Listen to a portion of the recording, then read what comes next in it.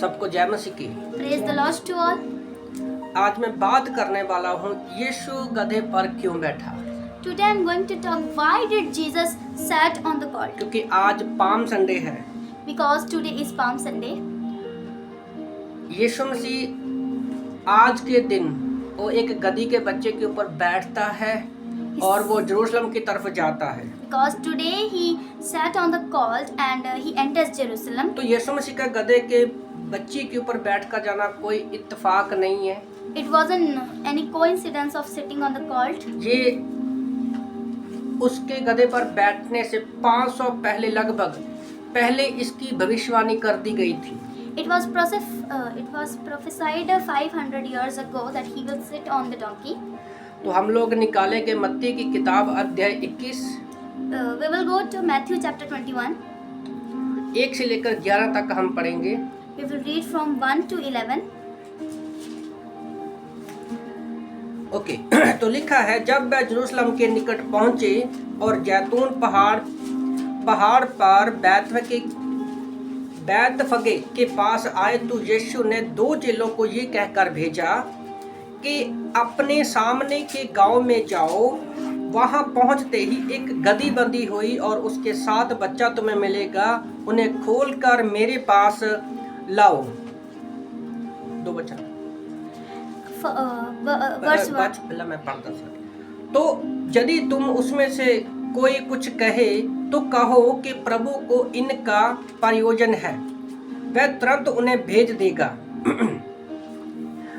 वचन 4 में, मत्ती 21 का 4 में, ये इसलिए हुआ कि जो वचन भविष्यकर्ता के द्वारा कहा गया था वह पूरा हो कि सिय्योन की बेटी। यहाँ पर वचन 4 में क्या लिखा है कि भविष्यकर्ता के द्वारा कहा गया था वचन वो पूरा हो। It was that the prophecy which prophet did should be fulfilled. क्योंकि यीशु का गधे पर आना पहले से ही भविष्यवाणी की गई थी, वो बाद में हम देखेंगे कि कौन सा है। 5 में लिखा है कि सिय्योन की बेटी से कहो, देख तेरा राजा तेरे पास आता है, वह नम्र है और गधे पर बैठा है, वरना लादू के बच्चे पर। चेलों ने जाकर जैसा यीशु ने उनसे कहा था वैसा ही किया और बहुतेरे लोगों ने अपने कपड़े मार्ग में बिछाए और लोगों ने पेड़ों की डालियां काट कर मार्ग में बिछाई। 9 में, और जो भीड़ आगे आगे जाती और पीछे चले आती थी पुकार कर कह रही थी, दाऊद की संतान को होशाना, धन्य है वह जो प्रभु के नाम से आता है, आकाश में होशाना। जब उसने जेरूशलम में प्रवेश किया तो सारे नगर में हलचल मच गई और लोग कहने लगे, ये कौन है? 11, लोगों ने कहा, ये गलील के नासरत का भविष्यकर्ता यीशु है। हाँ, इंग्लिश में। Verse 1. As Jesus and his disciples approached Jerusalem, they came to Bethphage at the Mount of Olives. There Jesus sent two the disciples on ahead with these instructions: go to the village there ahead of you, and at once you will find a donkey tied up with her colt beside her. Untie them and bring them to me. And if anyone says anything, tell him the master needs them, and then he will let them go at once. This happened in order to make what the prophet said come true. Tell the city of Zion, look, your king is coming to you. He is humble and rides on a donkey and on a colt, the foal of donkey. So the disciples went and did what Jesus has told them to do. They brought the donkey and the colt, threw their cloaks over them, and Jesus got on. A large crowd of people spread their cloaks on the road, while others cut branches of the trees and spread them on the road. The crowds walking in front of Jesus and those walking behind began to shout, "Praise the David's son! God bless him who comes in the name of the Lord. Praise God." When Jesus entered Jerusalem, the whole city was thrown into an uproar. "Who is he?" the people asked. "This is the prophet Jesus from Nazareth in Galilee," the crowd answered. Okay, तो यहाँ पर हमने पढ़ा कि आज palm Sunday है। So today we read that today is Palm Sunday. तो अभी इतिहास क्या है, हमें पता है कि आदम हवा ने पाप किया We know the history that Adam and Eve sinned. और पापों की वजह से वो अदन की वाटिका से बाहर निकाले गए They were spread out of the Garden of Eden because of sin. और पापों के लिए एक परफेक्ट बलिदान की जरूरत थी। The perfect sacrifice was needed. और आज से 2000 साल पहले यूहन्ना 1:14 के अनुसार यीशु मसीह धरती पर पैदा हुए And according to John chapter 1 verse 14, Jesus born on earth 2000 years ago कुंवारी मरियम के द्वारा, by a Virgin Mary, पवित्र आत्मा के द्वारा, by Holy Spirit. और वो पहला यूहन्ना 1:18 के अनुसार John chapter 1 verse 18, वो अनुग्रह और सच्चाई से हमारे बीच में पैदा हुआ। he born to us with the truth and grace. तो जब ये मैं बात कर रहा हूँ, ये आज से 2000 साल पहले की बात कर रहा हूँ। अब यीशु मसीह धरती पर है, अभी तक वो क्रूस पर नहीं गया है। So the thing I am talking, it's of the past. He has not gone to cross yet. पर अभी इस हफ्ते से But वो from this क्रूस week, पर जाने की तैयारी कर रहा है। he is being prepared for going to the cross. वो जेरूशलम क्यों जा रहा है? Why is he going to Jerusalem? अपने उस काम को पूरा करने के लिए, To fulfill his work. क्योंकि गुड फ्राइडे के दिन उसको क्रूस पर चढ़ा दिया जाएगा। Because on Good Friday he will be sacrificed on the cross. तो ये भविष्यवाणी को पूरा कर रहा है। So he is fulfilling the prophecy. तो एक इमेजिनेशन करो, एक अपने मन में एक चित्र बनाओ कि सोचो लोग जिसने बड़े बड़े काम किए, Just imagine that the one who have done the great things, अब जिस मकसद के लिए वो धरती पर आया, उस मकसद को वो पूरा करने के लिए अभी जेरूशलम में जा रहा है। and for the reason he has came on earth, he is going to Jerusalem और for जिसकी fulfillment. भविष्यवाणी कर दी गई है। Whose prophesied has been done. Okay, तो ये भविष्यवाणी किसने की? Who- यीशु के पैदा होने से पहले। Who did this prophecy before Jesus was born? जकराया की किताब अध्याय 9:9 में हम पढ़ेंगे। We will read Zechariah chapter 9 verse 9. हे सिय्योन, लिखा है जकराया की किताब अध्याय 9:9 में लिखा है, हे सिय्योन बहुत ही मगन हो, हे यरूशलेम जय जयकार कर, क्योंकि जकराया की किताब अध्याय 9:9, हे सिय्योन बहुत ही मगन हो, हे यरूशलेम जय जयकार कर, क्योंकि तेरा राजा तेरे पास आएगा, वह धर्मी और उद्धार पाया हुआ है, वह दीन है और गधे पर वरन गधी के बच्चे पर चढ़ा हुआ आएगा। Zechariah chapter 9 verse 9 says, Rejoice, rejoice, people of Zion. Shout for joy, you people of Jerusalem. Look, your king is coming to you. He comes triumphant and victorious, but humble and riding on a donkey, on a colt, the foal of donkey. तो यहाँ पर जकराया ने पहले ही बता दिया कि वो गधी के बच्चे पर बैठकर आएगा। So firstly only Zechariah have told that he will come on वो a राजा colt. है, He is a king. धर्मी है, He is उद्धार पाया righteous. हुआ है, He is वह दीन है। saved. He is humble. कितनी सारी चीजें हैं। How many things are there? तो आज के इस मैसेज को बड़े ध्यान से सुनना है आप लोगों ने। So you have to read this message with attention. ज्यादातर राजाओं के लिए घोड़ा जो है वो महत्वपूर्ण होता है। To some kings, the horse is such important thing for them. पर यीशु मसीह किस पर आया? गधे पर आया। But Jesus came on donkey. यीशु जकराया 9:9 में इस बात के बाद यहूदी लोगों के बीच में एक बातचीत चल रही थी। So after these things, the Jewish were having conversation with them. जब जकराया ने ये वचन लिखा तो एक बातचीत चल रही थी और उसके विषय में हमें यहूदियों की हिस्ट्री, इजराइल की हिस्ट्री जो है हमें पता होनी चाहिए। We should know the history of Israel for knowing the conversation of Jews. यहूदियों का एक ग्रंथ है तालमुड, They are having their religious book called Talmud. और उसमें एक किताब है सैंड्रिंग। There is a book in it called Sanhedrin. तो इस भविष्यवाणी का जो भविष्यवाणी के बारे में बताया गया है, So in it about the prophecy has been told. और ये भविष्यवाणी सिर्फ यीशु के बारे में की गई है, किसी और के बारे में नहीं की गई। And this prophecy is been prophesied only for Jesus, not for anyone else. जब एक यहूदी राजा युद्ध से जीत कर वापस आता था, When a Jewish king come back to the world by winning the victory of the fight. तो वो घोड़े पर आता था, So he comes on the horse, पर यहाँ पर लिखा है कि वो गधे पर आएगा। but here it is written he will come on the donkey. सोचने वाली बात है ना। The thing to be, this thing is to be imagined. तो यहाँ पर तो वो लोग जब घोड़े पर राजा जीत कर आता था तो लोग जय जयकार करते थे। So people should shout and praise as the king comes with victory. पर यहाँ पर दो शब्द लिखे हैं But here two things are there यीशु के बारे में about Jesus, कि तू मगन हो और जय जयकार कर। that rejoice and praise. मगन होने के विषय में बताया गया है। It says about rejoicing.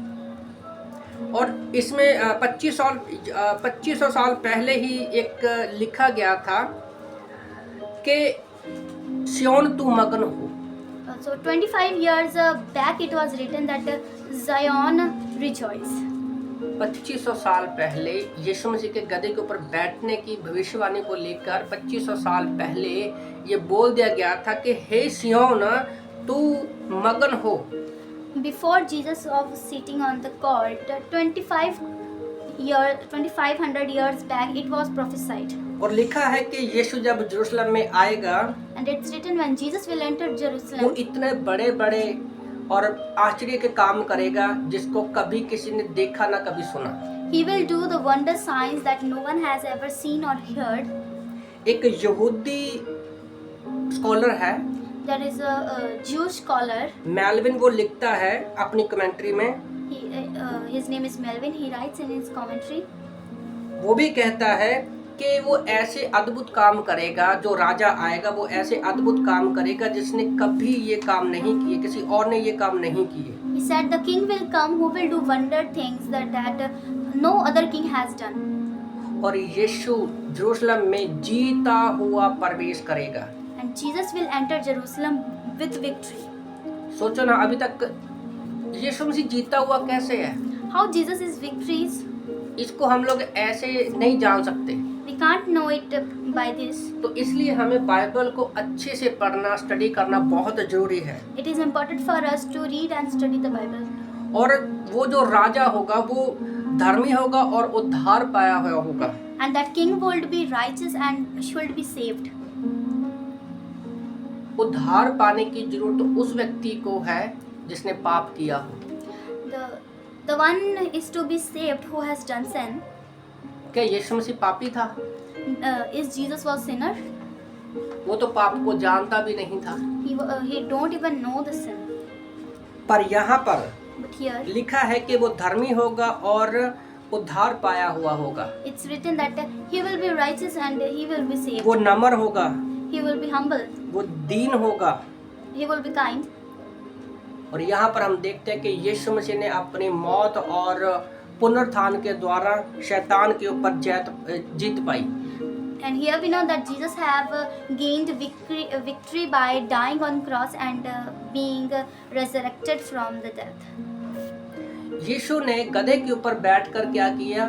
संसार की अभिलाषाएं जो है, लालसाएं जो है, उनको जीत लिया।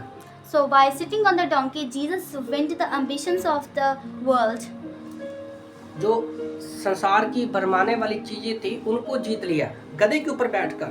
He went the ambitions of the world by sitting on the colt. क्योंकि बाकी राजा तो घोड़ों पर आया करते थे, Other kings come on the horse, पर यीशु मसीह गधे के ऊपर आया। but Jesus came on the Hebrew की किताब अध्याय 4 वचन 15 के अनुसार Hebrews chapter 4 verse 15. यीशु को परखा गया और वो निष्पाप निकला। Jesus was tested and he was sinless. यीशु गधे के ऊपर आया। Jesus came on. इब्रानी came की on the किताब अध्याय 4 वचन 15 के अनुसार Hebrews chapter 4 verse 15. तो गधा बोझ ढोने वाला है। संसार के अनुसार क्या है? गधा जो है वो बोझ ढोने वाला है। So according to the world, a donkey is a carrier. वो एक of burden. संसार में एक तरह से पापों का, शैतान की अभिलाषाओं का, So according to the world, he is वो संसार के पापों का एक चिन्ह है। संसार के अनुसार वो संसार के एक पापों का चिन्ह है, According to the world, he is a sign of sin in the world, बीमारियों और पीड़ाओं का चिन्ह है। of pain and of problems. यीशु बोझ ढोने वाले के ऊपर बैठकर आ रहा है। Jesus is sitting on the one who bears the burden. हम लोग गधे के ऊपर बोझ ढोते हैं, We put our burden on him. पर यीशु मसीह गधे के बच्चे के ऊपर बोझ ढोने वाले के ऊपर बैठकर आ रहा है। But Jesus is sitting on him. गधे ने यीशु को उठाया Donkey raised the Jesus. और यीशु मसीह ने लोगों के बोझ को उठाया। And Jesus picked up the burdens of the people. गधे ने यीशु को उठाया Donkey picked up Jesus. और यीशु ने लोगों को बोझ को उठा लिया। And Jesus picked up the burdens of the people. अभी वो यरूशलेम की तरफ जा रहा है He is going towards the Jerusalem क्रूसित होने के लिए। for being crucified. तो यीशु मसीह कहता है, मत्ती की किताब अध्याय 11 वचन 28 से 30 में जब पढ़ते हैं, When we read Matthew chapter 11 verse 28 to 30, वो यरूशलेम में जा रहा है गधी के बच्चे के ऊपर बैठकर, he is entering the Jerusalem by sitting on the colt of the donkey हमारे पापों के लिए क्रूसित होने के लिए। for being crucified for our sins. और तब तक हम उद्धार नहीं पा सकते Till then we can't be saved जब तक हम ये विश्वास नहीं करते कि यीशु ने हमारे बोझ को ले लिया। unless we believe that Jesus has took our sins. तो मत्ती 11:28-30 में लिखा है, So Matthew chapter 11 verse वो 28 कहता है, to 30, अपना बोझ मुझे दे दो। he says, give your burden to me. गधा जो है बड़ा मेहनती होता है और बोझ ढोने वाला होता है। A donkey is very much hardworking and bears बोझ को the ढोने वाला burden. होता है। और जुआ जो है, खेत में दो बैलों, यीशु मसीह कहता है कि मेरा जुआ अपने ऊपर ले लो, Take my burden on you. अपना जो बोझ है मुझे दे दो और मेरा जुआ ले लो। Give your burden to me and take पुराने my टाइम में, flesh to you.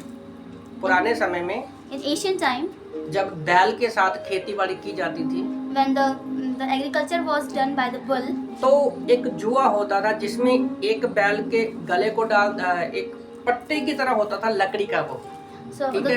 the thing was like the wood, और एक में एक बैल डाल दिया जाता था और दूसरे सुराख में दूसरा बैल डाल दिया जाता था, and in the one hole the one bull was being stuck and the other one, और वो हल को खींचते थे। and they push the plow, और वो जो लकड़ी का जिसमें हल खींचने के लिए दोनों बैलों को डाला जाता था उसको जुआ बोलते हैं। and the thing is called in which the bulls are being entered. लकड़ी का एक तरह से पट्टा समझ सकते हैं हम लोग। We can think of a wood made up of. और हमें जब अब एक तरफ क्या है, यीशु मसीह है, दूसरी तरफ हम हैं, So तो one यीशु मसीह side, हमारे साथ हमारे बोझ को खींचता है। so one side is Jesus and one side is our. Jesus takes our burden. यीशु का बोझ अपने ऊपर लेना है। We have to take the burden of Jesus on us. यीशु गधे पर बैठा, Jesus sat on a donkey. गधे यीशु के ऊपर हमारे बोझ है On Jesus our burden is, और हमें यीशु के बोझ को लेना है, and we have to take Jesus' burden. और उसके बोझ कोई भारी नहीं है। And his burden is not so much heavy. तो गधे के विषय में हमें कुछ बातें जानना बहुत जरूरी है So there are some things we have to know about the donkey. कि क्यों लोगों ने डालियां और कपड़े यीशु मसीह के आगे, गधे के आगे डाले। Why did they spread the cloaks and the branches of the trees before Jesus? गधे को ग्रीक भाषा में हामोर कहते हैं, In Greek, a donkey is called hamor, जो हमार शब्द से आया है, which has came from the word hamar, जिसका रियल मीनिंग है शांति और आशीष। which means peace and blessing. शांति मतलब पीस एंड मटेरियल, बोझ ढोने वाली, peace and material blessing. Peace and material blessing. तो गधे का रियल मीनिंग ये है ग्रीक भाषा में, So it's the true meaning of a donkey in a क्योंकि Greek. लोग गधे के ऊपर बहुत सारे चुटकुले बनाते हैं। Because people make many jokes on donkey. लोगों की तुलना गधे के साथ की गई है, They are being compared with donkeys. पर बाइबल में इसका अलग ही मीनिंग है। In the Bible, it has a different meaning. याद रखो, जब बालाम नबी इजरायलियों को दोष श्राप देने के लिए जा रहा था, Remember when the prophet Balaam was going to curse the people of Israel Israeli लोगों को श्राप देने के लिए, for giving them curse? वो गधी के ऊपर ही बैठा था He was sitting on the colt, और उसकी जान भी गधी की वजह से ही बची। and he was being saved by the donkey. स्वर्गदूत गधी को दिख गया, The donkey saw an angel, पर बलाम को नहीं दिखा। but Balaam was not able to see him. गधी ने उस समय बात की उससे। The donkey talked to him on that time. तो जकराया के अनुसार वो दीन होगा और नम्र होगा। According to Zechariah, he will be humble and he will be meek. जकराया ने भविष्यवाणी किया ना कि एक राजा आएगा, Because Zechariah has prophesied that a king will come. तो वो नम्र होगा और दीन होगा। He will be meek and he will be humble. गधे का मतलब है शांति और भार ढोने वाली आशीषें।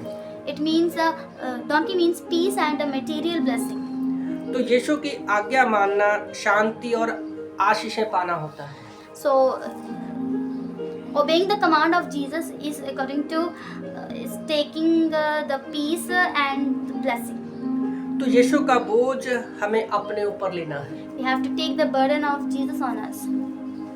थोड़ा ऊपर से जा रहा है message, It will be a little bit harder for you, है ना, पर जरूरी है ये सुनना, but it's important to hear that. क्योंकि ये थोड़ा डीपली है। मैं फिर भी बिल्कुल सिंपल शब्दों में समझाने की कोशिश कर रहा हूँ। The message is deep, but I'm trying to tell it in the simple way. जब मैंने इस मैसेज को स्टडी कर रहा था, कुछ पास्टरों के मैसेज को सुना, तो मैं भी बहुत शॉक हुआ। I was also shocked when I was studying on it. तो बाइबल बहुत गहरी है। Bible is so much deep. Okay, तो यूहन्ना की किताब अध्याय 12 निकालेंगे हम लोग। We will go to John chapter 12. 12 का 12 से 19 में जब हम देखते हैं, John chapter 12 from 12 to 19. तो चेलों ने जब यीशु को गधे पर बैठकर आया, When Jesus came on the donkey, यीशु जब गधे के बच्चे के ऊपर बैठकर आया, when Jesus came on the colt of the donkey, तो चेले समझ गए so the disciples understood कि वो एक भविष्यवाणी को पूरा कर रहा है। he is fulfilling the prophecy. यहाँ पर एक सोचने वाली बात पता क्या है? The thing to be imagined is चेले ज्यादातर अनपढ़ थे, वो शिक्षा पाए लोग नहीं the थे, disciples were uneducated, पर फिर भी उनको बाइबल की नॉलेज थी। they were having the ये knowledge of सोचने the वाली Bible. बात है। The thing is to be आज imagined. हम लोग कह देते हैं हमें पढ़ना नहीं आता, Today we think I'm uneducated, पर सुन तो सकते हैं। हमारे पास परमेश्वर ने कान तो दिए हैं ना। but God has given us ears, we can hear from them. तो जब यीशु मसीह गधे के बच्चे के ऊपर बैठा, तो वो चेले समझ गए So when Jesus sat on the colt of the एक donkey, they भविष्यवाणी को understood पूरा किया है इसने, that he has fulfilled the कि prophecy. जकराया 9:9 को, To Zechariah chapter 9 verse 9. क्योंकि यहूदी गुरु जो थे, वो ये सारी चीजें उनको साल में सिखाया करते थे। Because the Jewish teachers teach them once in a year. तो हमें विश्वासी होने के नाम से So in the name of the believer, हमें भी यीशु मसीह के बारे में पता होना चाहिए, we should also know about Jesus, उसके जन्म के बारे में, about his birth, क्रूस के बारे में, about his cross, और उसके मुर्दों में से जिंदा होने के बारे में। and about his raising from death. यहूदी धर्म के अनुसार गधे के विषय में मैं कुछ बात करूंगा। According to Jew religion, I will talk about donkey तो something. अब्राहम इसहाक मोरिया देश में जा रहा था। So Abraham and Isaac were going to the country of Moriya देश में जा रहा था। country of Moriah.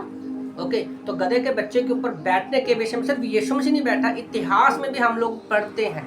Only Jesus not sat on the donkey. We will see in the history that many people sat on हम it. कई बार वचनों को जल्दी में पढ़ देते हैं, पर हर एक वचन की शब्द की वैल्यू है। There is a value of one word in the Bible. जैसे उत्पत्ति अब्राहम और इसहाक मोरिया देश को गधे पर बैठकर जा रहे थे, Like Abraham and Isaac were going to the country of Moriah. Sorry बैठे नहीं थे, गधे के साथ जा रहे थे। They were going with the donkey. उत्पत्ति 22:3 में लिखा है, In Genesis chapter 22 तो verse 3. सारी बलिदान की सामग्री गधे पर लाद दी गई। So all the materials of the sacrifice was being loaded on the donkey. Okay, तो गधे का मतलब ग्रीक में क्या है? So what's the meaning of donkey in the Greek? Shanti Peace और material blessing, and the material blessing. बार ढोने वाली आशीष। Material blessing. तो यहाँ पर क्या है, वही हमें शांति और भार ढोने वाली वो दिखती है। So we see the peace and the material blessing on them. अब सोचो आप लंबे सफर पर जा रहे हो और सारा बोझ आपके ऊपर लाद दिया जाए तो कैसी होगा?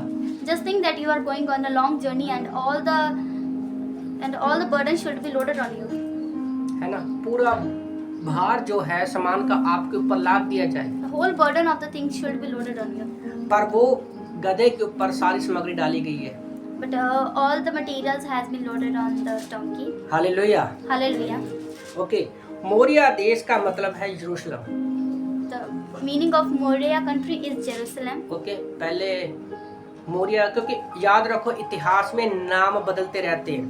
Just remember in history the names are to be changed. जैसे पुराने जमाने में इंडिया में बॉम्बे था, In the ancient time in India, Bombay was there. अभी मुंबई बन गया, Now it's called Mumbai. तो नाम चेंज होते रहते हैं। The name are kept on changing. Okay, तो मोरिया देश का मतलब वो यरूशलेम में गया। Means he gone to Jerusalem. तो यहूदी मानते हैं कि अब्राहम की बलिदान सामग्री गधे ने उठाई थी। So Jews believe that the material was loaded on the donkey. ये यहूदी धर्म के अनुसार, उसके इतिहास के अनुसार। According to the Jewish religious and their history.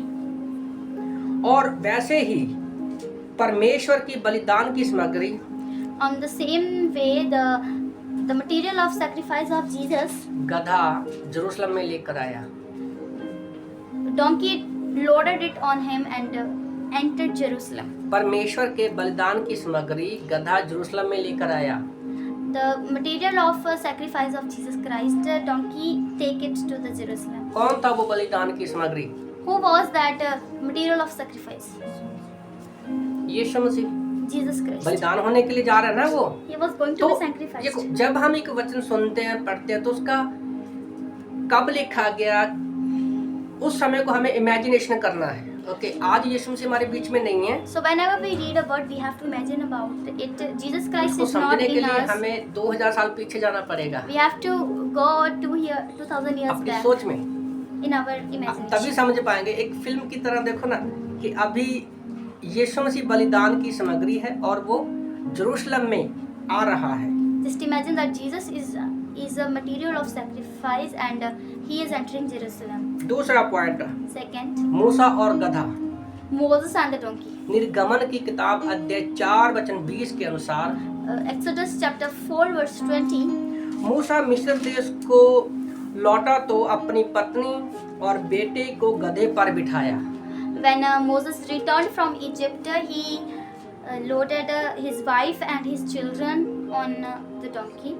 तो अपने मूसा, हमें पता है कि मूसा जो था वो 40 साल रेगिस्तान में रहा, जंगल में रहा। We know that he survived 40 years in the jungle. वहाँ उसकी शादी भी हो जाती है, There he was being married. वो वापस मिस्र को आता है। He come back to Egypt. तो जब वापस आ रहा था, So when he was अपनी returning, पत्नी और बेटे को गधे के ऊपर बिठाया।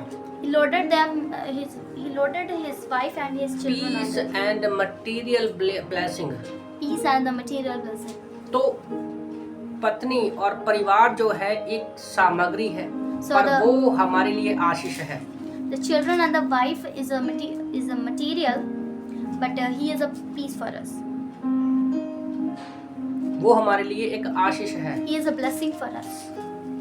ओके, तो क्योंकि वो परिवार जो है वो परमेश्वर का, शादी जो है वो परमेश्वर की एक ब्लेसिंग है। Because marriage is a blessing from नीति वचन God. 18:22 में भी कहता है, In Proverbs chapter 28 verse 12 it says, 20 to 22 में, in 28 plus 22, नीति वचन अध्याय 18 वचन 22। Proverbs chapter 18 verse 22. तो जिसने स्त्री ब्याली, The one who have married the woman, उसने परमेश्वर का अनुग्रह पाया। he found the grace of God. तो ये परमेश्वर की आशीष है। So it's a blessing from God. तो मूसा ने अपने पत्नी और बच्चे को गधे के ऊपर बिठाया Moses loaded his children and his wife on the donkey. और उसी तरह परमेश्वर भी अपनी सारी मटेरियल को In the same way, Jesus also loads all his material. गधे पर भेज रहा है यीशु को बिठाकर। He is sending on the donkey. Okay, तो यहूदी ज्ञान इस बात को, एक बात ऐसी है जो यहूदी मानते भी है नहीं भी मानते, पर इसका कोई प्रमाण नहीं है। There is a one thing that the Jewish believe or they not. हम नॉर्मली बातचीत चलती है कि बातचीत करते हैं They just commonly talk about that. कि जो अब्राहम के पास गधा था, That the donkey was having to Abraham. वही गधा शायद मूसा के पास भी था। Maybe that the same donkey was I think having उसका to वंश Moses. आगे बच्चा हो सकता है, ये मानते हैं, इसका कोई प्रूफ नहीं है। It can be that his children should be there. पर शायद वही गधा आगे चलकर यीशु के उस गधे पर ही बैठा, But the thing that the same donkey has been loaded. मतलब आगे Jesus. आगे उसके वंशज की बात करें, पर इसकी कोई सच्चाई नहीं है, पर ऐसा बोला जाता है। Means generation to generation, but it doesn't prove और जब that. यीशु मसीह यरूशलेम में आया When Jesus entered Jerusalem, तो लोगों ने उसके आश्चर्य कामों को देखकर, so by seeing his wondrous things, उसने आश्चर्य काम क्या किए, which wondrous things he did, अद्भुत काम क्या किए। what amazing works he did. मुर्दों को जिंदा किया, He raised the dead. कोढ़ियों को चंगा किया, He healed the dreadful skin disease अंधों person. को आंखें दी, He gave eyes to the blind. भूखों को खाना खिलाया। He gone out the hunger of the hungry. है ना, बाइबल में लिखा है कि उसने इतने चमत्कार किए कि बाइबल में अगर लिखना शुरू करें तो वो नहीं लिखे जा सकते। In the Bible it says that if we write all the miracles he did, तो इसीलिए लोगों ने यीशु मसीह को राजा बनाने की कोशिश की। that is why Jesus tried. People tried to make Jesus king. और याकूब भी यीशु के आगमन के बारे में भविष्यवाणी करता है।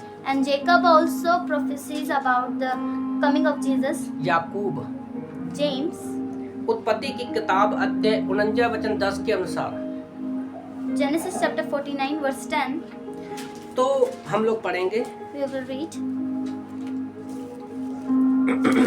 या उत्पत्ति की किताब अध्याय 49 वचन 10 के अनुसार। Genesis chapter 49 verse 10.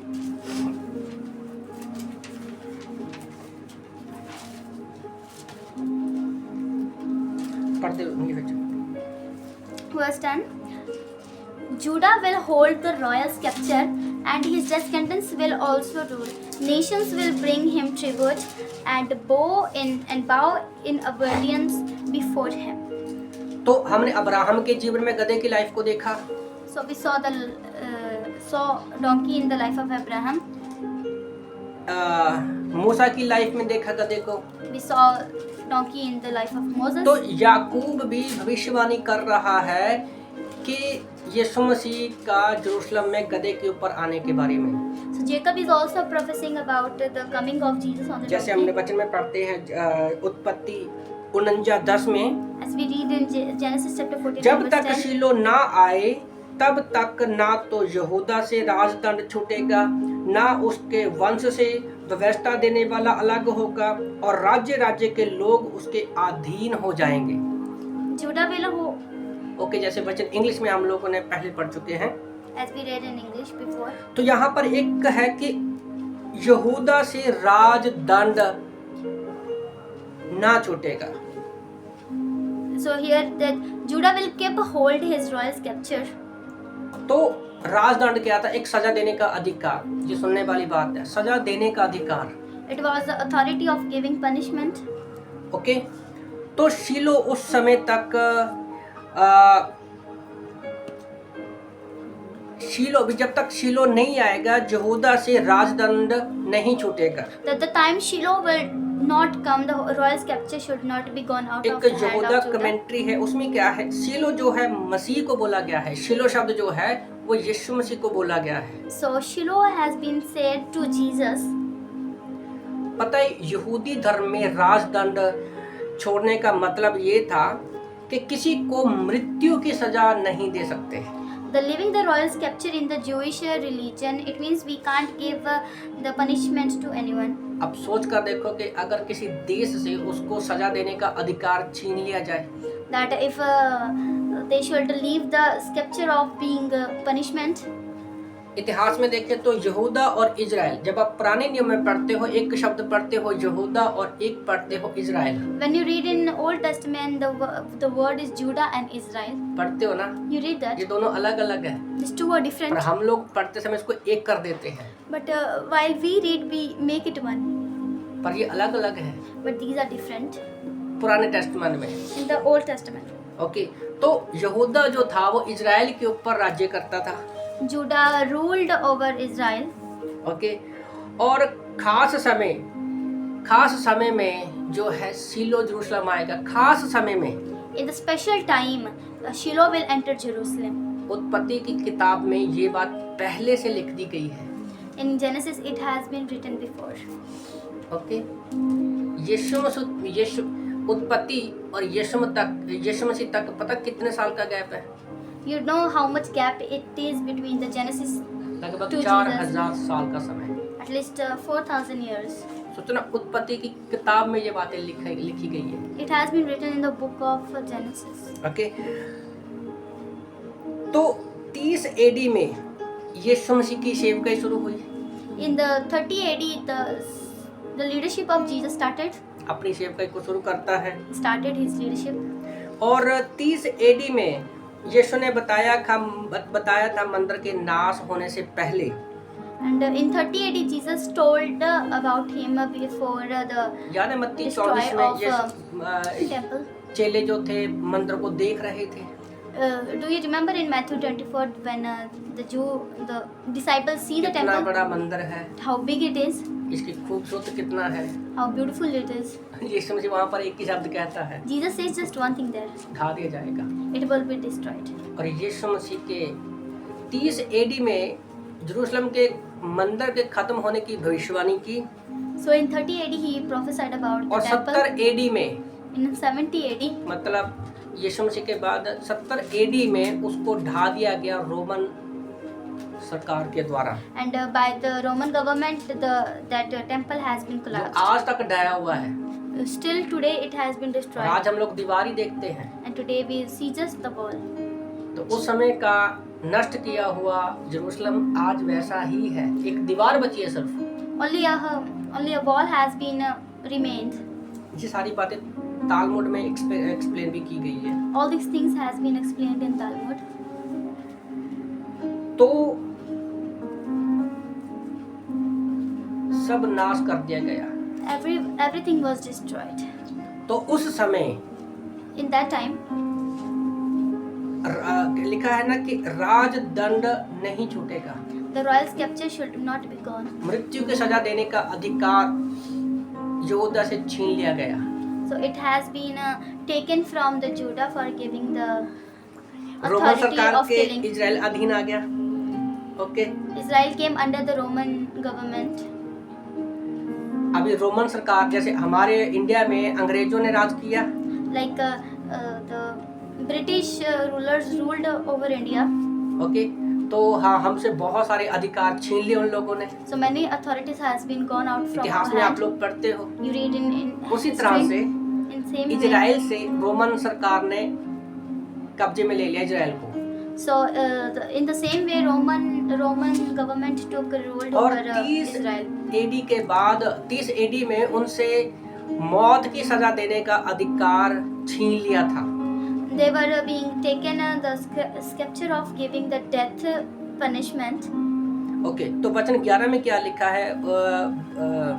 उत्पत्ति 49:11 में, Genesis chapter 49 verse 10 और 11. 11 को दोबारा पढ़ेंगे हम लोग ताकि इस वचन को समझ सको कि जब तक शीलो ना आए, मतलब जो यीशु मसीह ना आए, तो राजदंड ना तो यहूदा से राजधन छूटेगा।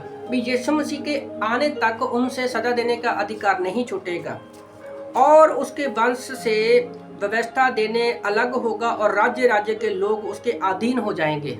Verse 10, Judah will hold the royal scepter and his descendants will be always rule. Nations will bring tribute and bow down in obedience before him. He ties his young donkey to a grapevine, to the very best of the vines. He washes his clothes in blood red wine. तो वह अपने जवान गधे को दाखलता में और अपनी गधी के बच्चे को उत्तम जाति की दाखलता में बंधा पाएगा। उसने अपने वस्त्र दाख मधु में और अपना पहरावा दाखों के रस में धोया होगा। Verse 11, he ties his young donkey to a grapevine. उत्पत्ति में की गई ये भविष्यवाणी यीशु मसीह के साथ मैच करती है ना। So the prophecy did in Genesis matched to the story of Jesus. तो यीशु मसीह से पहले ठीक है, जब रोमन सरकार ने इजराइल पर कब्जा किया तो उनसे सजा, मौत की सजा देने का अधिकार ले लिया। So when a Roman government ruled over Israel, they have been taken the scepter of giving death. और जब उनसे ये अधिकार ले लिया तो लोगों ने बहुत सारा विलाप किया। So people lament for this. पर यीशु मसीह उस समय बहुत सारे आश्चर्य काम कर रहा था। But Jesus was doing wondrous things on मुर्दों को that time. जिंदा कर रहा था, He raised the dead. बीमारों को चंगा कर रहा था, He was healing the problem. दुष्ट आत्माओं को निकाल रहा था। He was taking out the demons. Hallelujah. Hallelujah. Okay, मृत्यु दंड की सजा के लिए पिलातुस से मिलने पर मतलब मृत्यु की सजा देने के लिए पिलातुस से वो लोग बोल रहे थे। So they were saying to the Pilatus for giving Jesus the death punishment क्योंकि उनके पास वो अधिकार नहीं था। because they were not having that authority. तो याकूब ने यीशु के आने के बारे में पहले से ही बता दिया था Jacob has told before the coming of Jesus, और गधे के विषय में भी पहले से ही बता दिया गया था। and he told about the donkey. तो गधा जो है दाखलता से बंधा होगा The donkey will be tied with the grapevine, और जो इजराइल को दाखलता बोला गया है। and Israel is called the grapevine. दाखलता समझते हो ना, बेल, ओके, Yes, अंगूरों की बेल। The तो वो इजराइल को grapevine, बोला गया है it has been said to Israel एक चिन्ह के रूप में। in a sign of symbol. तो इसके विषय में यशाया 49:11 में भी हम पढ़ सकते हैं। We will see it in Isaiah chapter 49 verse 11. तो यीशु को गधा लेकर आ रहा है, So Jesus, so donkey is loading Jesus on him. Okay, और सारे बोझ को यीशु के हमारे सारे बोझ को यीशु ने अपने ऊपर ले लिया है। All our burdens Jesus have carried on himself. Okay, और वो यरूशलेम में प्रवेश कर रहा है आज के दिन, संडे के दिन। And today Sunday he is entering the Jerusalem. और चेलों ने जब गधे को बंधा देखा, And when disciples saw the donkey tied, जब चेलों ने गधे के बच्चे को बंधा देखा when they saw the colt tying, तो उसके बारे में उसके मालिक को बताया, so they told about him to the master. तो उसने गधे को दे दिया। So he gave the donkey. वहाँ पर कोई सवाल नहीं किया। There were not any question there. तो याद रखो, जो भी आज हमने सुना है, Whatever we heard today, यीशु का यरूशलेम में प्रवेश करना, the entry of Jesus in Jerusalem, यहूदी, सदूकी, फरीसी Jews and the Sadducees and Pharisees, सारी भविष्यवाणियों को जानते थे। they were knowing all the prophecies. Okay, और ये सारी भविष्यवाणियां जब पूरी हो रही तो वो पूरी तरह से घबरा गए। And they were afraid when these prophecies were being fulfilled. सिर्फ वो गधे के बच्चे के ऊपर बैठकर आ रहा है। Only he is sitting on the donkey and he is entering. हम लोग मामूली शब्दों में ले लेते हैं, We will see this in a simple way. पर बाइबल का इतिहास जब देखते हैं, But when we see the history of the Bible, वो पीस और मटेरियल ब्लेसिंग है हमारे लिए। it's a peace and a material blessing for us. तो गधे के बच्चे के ऊपर बैठकर यीशु मसीह आ रहा है, So Jesus is sitting on the colt, जो नम्र है, वो जो दीन है। who is humble and meek. Okay, तो आज के बाद यीशु मसीह के ऊपर हर दिन सताव होगा। So from today, Jesus have to bear every persecution. वो ना तो अच्छे से खा पाया, nor he will able to eat, ना सो पाया, nor he able to sleep. बस उसको हर रोज घुमाए जा रहे हैं। They were all keep him surrounding everywhere. अगर बाइबल में ध्यान से देखें If we look at the Bible carefully, तो आज के दिन तो वो गधे के बच्चे के ऊपर बैठकर यरूशलेम में गया। so today he entered Jerusalem by sitting on the colt. तो सोमवार को क्या हुआ, मंगल बुध वीर शुक्र को क्या हुआ, एक एक दिन का डिटेल पढ़ी है सारी बाइबल में। So what happened through all the week, the detail has been given उसको in the दर्द Bible. सिर्फ क्रूस पर ही नहीं हुआ था, He didn't have to bear the pain only on the cross. उसको दर्द आज से ही शुरू हो गया था। The pain started from today. तो हमें यीशु की क्रूस की मौत को लाइटली नहीं लेना। We should not take lightly to the death of the cross of Jesus. मैं ये नहीं कहता कि हमें रोना चाहिए, I don't say that we have to cry, पर हमें एक याद रखना चाहिए इस बात को कि उसकी जगह पर आज हम होते, but we have to remember that on his place today we should be अगर there. यीशु मसीह नहीं आता। If Jesus would not come, पर हमें आनंदित होना है but we should be glad कि इस भयानक सजा को यीशु मसीह ने अपने ऊपर ले लिया that Jesus took this punishment on him, और क्रूस के ऊपर अपना लहू बहाया, and he क्रूस के ऊपर अपना लहू बहाया spread his blood on the cross, और तीसरे दिन मुर्दों में से जिंदा हो गया। and he raised to life on third day. तो ये सिर्फ एक शौकिया तौर नहीं है कि यीशु मसीह गधे के बच्चे के ऊपर आया। It's not a shocking thing that Jesus sat on the colt. आज लोग इसको बड़ा लाइटली लेते हैं, Today people take it in a simple way. पत्ते तोड़ के आगे फेंकते हैं, कपड़े आगे फेंकते हैं। They spread their cloaks and the leaves of the trees. हम यीशु की बराबरी नहीं कर सकते। We can't be compared to the Jesus. हमें उन पत्तों पर या कपड़ों पर चलने की जरूरत नहीं है। We are not needed to walk on that cloaks and the हमारी leaves. औकात नहीं है कि हम चल सके, We are limitless to walk in that. हम नहीं चल सकते, We can't. हम उस लायक नहीं है। We are not. We don't gain that. तो इस संडे को हमें याद रखना है। So we have to remember this Sunday. आज वो दुख में जा रहा है, Today he is going into the पर एक sadness. हफ्ते के बाद But after वो मुर्दों में one से जिंदा हो जाता one है। week, he raised from there. आमीन। Amen. आइए प्रार्थना करते हैं। Let us pray. सर्वशक्तिमान परमेश्वर, Almighty God, हम आपका धन्यवाद करते हैं प्रभु, we thank you, God. हम आपका धन्यवाद करते हैं प्रभु We thank you, God, कि आज से 2000 साल पहले that 2000 years back आप हमारे पापों के लिए इस धरती पर आए। you came to earth for us. आप नम्र थे, दीन थे परमेश्वर, You were humble and meek, God. आपने हमसे प्रेम किया You loved us और हमारे लिए आप बलिदान हो गए। and you sacrificed for us. आपने उस क्रूस की सजा को सह लिया परमेश्वर, You bare the sacrifice of the और तीसरे दिन cross मुर्दों में से जिंदा हो गए। and raised to life after 3 days. धन्यवाद करते हैं परमेश्वर। Thank you, God. मैं प्रार्थना करता हूँ प्रभु I pray, God, कि हमारे मनों को, हृदयों को खोल प्रभु जी, open our hearts and our minds, God, कि आज पाम संडे जो है that today is Palm Sunday. लोग इसकी सच्चाई को जाने, People should know the truth. समझे They should understand कि कैसे आपने यरूशलेम में that how you entered Jerusalem. एक जीत के साथ प्रवेश किया। You entered Jerusalem with a victory. धन्यवाद प्रभु, Thank you, God. धन्यवाद प्रभु। Thank you. प्रार्थना यीशु मसीह के नाम से मांगते हैं, We ask in the name of Jesus. आमीन Amen. आमीन। Amen.